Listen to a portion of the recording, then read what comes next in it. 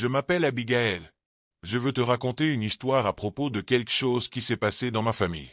Ce n'est pas facile d'en parler, mais j'espère que tu écouteras. Je me suis marié avec Desmond il y a 5 ans. C'est un homme bon, gentil et travailleur. Desmond a un fils nommé Simon. Simon avait 16 ans quand je suis devenu sa belle-mère. Au début, nous ne parlions pas beaucoup. Il était silencieux et je ne voulais pas le brusquer. Je pensais qu'il avait besoin de temps pour s'habituer à moi. Simon vivait avec nous parce que sa mère était décédée quand il était petit.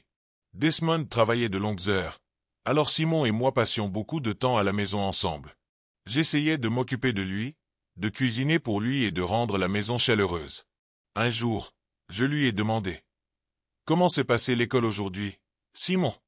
Il m'a regardé et m'a dit: « Ça va. C'est tout. » Il n'a pas dit plus. J'ai souri et répondu: « D'accord. Si tu veux parler, je suis là. » Il a hoché la tête et est allé dans sa chambre. Les jours sont devenus des mois et, petit à petit, Simon a commencé à s'ouvrir. Il a commencé à me parler de l'école, de ses amis et des choses qu'il aimait. J'étais heureuse de l'écouter. Je voulais qu'il sente qu'il avait quelqu'un en qui il pouvait avoir confiance. Mais ensuite, quelque chose a changé. Un soir, pendant que nous dînions, Desmond était en déplacement pour le travail. Simon m'a regardé et m'a dit: « Tu es très gentil avec moi. » J'ai ri un peu et répondu: « Bien sûr, Simon. Je tiens à toi. » Il m'a regardé longuement. Ses yeux étaient doux mais sérieux. Je me sentais nerveuse, mais je ne comprenais pas pourquoi. « Qu'est-ce qui ne va pas, Simon ?» ai-je demandé. Il a secoué la tête et répondu: « Rien. » Après cette nuit, les choses semblaient différentes. Simon a commencé à passer plus de temps avec moi. Il s'asseyait près de moi quand nous regardions la télé ou m'aidait avec les tâches ménagères. Je pensais qu'il voulait juste être gentil, mais parfois, la façon dont il me regardait me mettait mal à l'aise. Je me disais: « Ce n'est rien. C'est juste un garçon. » Mais au fond de moi, je me sentais troublé. Une nuit, alors que Desmond était encore absent, Simon et moi étions dans le salon, en train de parler. Il m'a raconté des choses sur sa mère. « Elle me manque tellement », a-t-il dit. Elle était la seule à vraiment me comprendre. J'étais triste pour lui. J'ai tendu la main et tenu la sienne. « Je suis désolé, Simon, » ai-je dit. Elle serait fière de l'homme que tu es en train de devenir. Il m'a encore regardé avec ses yeux sérieux. « Tu le penses vraiment, Régna ?» a-t-il demandé. « Oui, » ai-je répondu, « je le pense. » Cette nuit-là, je n'ai pas pu dormir. Je continuais à penser à Simon et à la façon dont il me regardait. Je me disais: « Tu es sa belle-mère. Tu aimes Desmond. Il n'y a rien de mal ici. » Mais mon cœur était lourd. Je ne savais pas pourquoi. J'ai essayé de garder les choses normales. Je nettoyais la maison, préparais les repas et m'assurais que Simon allait bien. Mais à l'intérieur, j'étais confuse. Simon était gentil et attentionné. Il m'aidait avec de petites choses. Si je faisais tomber quelque chose, il le ramassait rapidement. Si j'étais fatigué, il disait: « Tu devrais te reposer. Le reste, je vais m'en occuper. » Un jour, alors que j'étais en train de cuisiner dans la cuisine, Simon est entré et a dit: « Tu as besoin d'aide ?» J'ai souri et répondu: « Bien sûr. Tu peux couper les légumes. » Pendant que nous travaillions côte à côte, je me sentais heureuse. C'était agréable d'avoir quelqu'un avec moi. Mais alors, Simon a arrêté de couper et m'a regardé. Ses yeux doux, comme s'il voulait dire quelque chose d'important. « Qu'est-ce qu'il y a, Simon ?» ai-je demandé. « Tu rends cette maison chaleureuse comme un vrai foyer », a-t-il dit doucement. Je ne savais pas quoi répondre, mon cœur était à la fois réchauffé et effrayé. « Merci, » ai-je dit. « Je suis contente que tu ressentes cela. » Après ce jour, Simon a commencé à passer plus de temps près de moi. Si je m'asseyais sur le canapé, il s'asseyait près de moi. Si j'étais dans le jardin, il venait pour me parler. Il avait toujours quelque chose de gentil à dire. « Tu es tellement attentionnée, Abigail, » m'a-t-il dit une fois. « J'aurais aimé que ma mère puisse te rencontrer. » Ces mots me faisaient me sentir spéciale, mais aussi confuse. Je ne savais pas si je réfléchissais trop à tout ça. Ce n'est qu'un garçon, me suis-je encore dit. Mais un soir, quelque chose s'est passé que je ne pouvais pas ignorer. Desmond était sorti avec ses amis. J'étais dans le salon, en train de lire un livre. Simon est venu s'asseoir à côté de moi. « Que lis-tu, Régna ?» a-t-il demandé. Je lui ai montré le livre et nous avons commencé à parler. Nous avons ri de certains passages amusants de l'histoire, et je me sentais à l'aise. Mais alors, Simon a posé sa main sur la mienne. Je me suis figé. « Simon » ai-je dit doucement. Il m'a regardé et a dit. « Je veux juste te remercier. Tu as été tellement gentil avec moi. » J'ai retiré ma main doucement. « Tu n'as pas besoin de me remercier, Simon.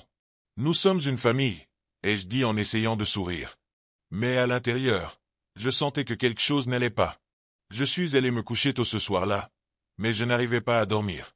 Mon esprit n'arrêtait pas de penser à la main de Simon sur la mienne. Était-ce juste un geste gentil ou était-ce autre chose? J'ai prié pour que ce ne soit rien.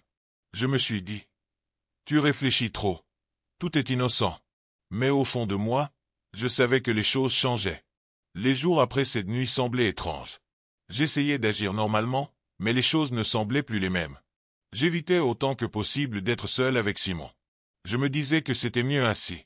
Mais Simon ne semblait pas s'en rendre compte. Il trouvait toujours des moyens d'être proche. Si j'étais dans la cuisine, il venait me parler. Si je pliais le linge, il s'asseyait à côté pour m'aider. C'était difficile de l'ignorer, mais je faisais de mon mieux. Un après-midi, Desmond travaillait encore tard. Je nettoyais le salon quand Simon est entré. « Tu as besoin d'aide, Abigail ?» a-t-il demandé. « Non, ça va », ai-je répondu rapidement.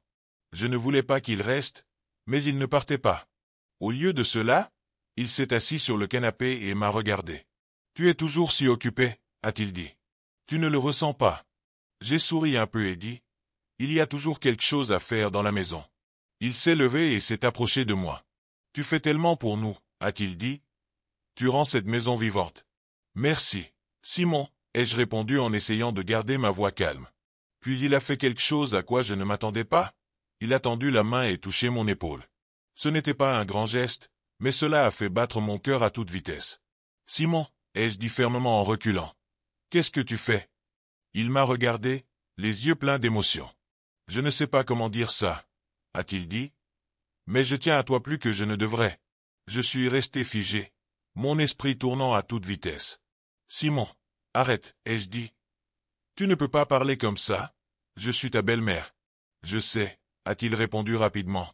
« Je sais que c'est mal, mais je ne peux pas m'empêcher de ressentir ça. » J'avais l'impression que l'air avait été expulsé de mes poumons. Je ne savais pas quoi dire. Je voulais fuir, faire en sorte que tout cela s'arrête, mais j'étais trop choqué pour bouger. « Simon, ça doit s'arrêter, » ai-je dit finalement. « Ce n'est pas juste. J'aime ton père, et je tiens à toi comme à un fils. Rien de plus. » Il a hoché la tête, mais son visage semblait blessé. « Je suis désolé, » a-t-il dit doucement. « J'avais juste besoin que tu le saches. » Je suis sorti de la pièce et je me suis enfermé dans ma chambre. Mes mains tremblaient. Je ne pouvais pas croire ce qui venait de se passer. Je n'arrêtais pas de penser à Desmond et à combien il avait confiance en moi. Je me sentais comme si je l'avais trahi, même si je n'avais rien fait de mal. Cette nuit-là, je n'ai pas pu dormir. Je n'arrêtais pas de rejouer les mots de Simon dans ma tête. Je ne savais pas quoi faire. Devais-je en parler à Desmond? Devais-je ignorer et espérer que cela ne se reproduirait pas? J'ai décidé de garder le silence. Je me suis dit que ce n'était qu'un moment de confusion pour Simon et qu'il passerait à autre chose. Mais au fond de moi, je n'en étais pas sûr. Après ce jour, j'ai évité Simon autant que possible. Je ne voulais pas lui parler et je ne voulais pas être seul avec lui. Je me disais que si je gardais mes distances, les choses reviendraient à la normale. Mais Simon ne rendait pas cela facile. Il continuait à essayer de me parler. Il disait des choses comme « Abigail, est-ce qu'on peut parler ?» ou « Je ne voulais pas te déranger ». Je trouvais toujours un moyen de quitter la pièce ou de changer de sujet. Un soir, Desmond était à la maison et je me sentais en sécurité. Nous avons tous dîné ensemble. Simon était silencieux, mais je pouvais sentir ses yeux sur moi. Je ne le regardais pas. Je me concentrais sur Desmond et essayais d'agir normalement.